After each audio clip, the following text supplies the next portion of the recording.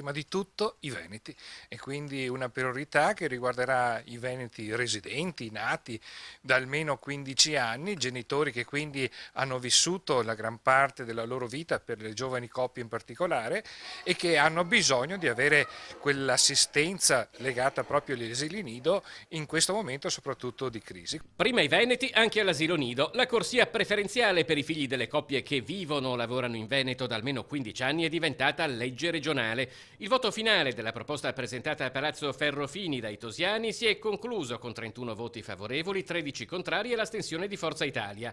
Un testo che ha suscitato un vivace dibattito in aula. Alle critiche di discriminazione avanzata dalle opposizioni, i proponenti ribattono ricordando, tra l'altro, la possibilità riconosciuta alle leggi regionali di introdurre regimi differenziati circa il trattamento da riservare ai singoli consociati. Dobbiamo ricordare che quello che riguarda gli asili nido statali, dove ha competenza la regione, è il 10%. Sappiamo che la gran parte sono poi legati a scuole paritarie, magari delle parrocchie, del sistema che in Veneto è prioritario. Quindi è una piccola fetta che però appunto vuole garantire quelli che sono i servizi prioritari per i veneti.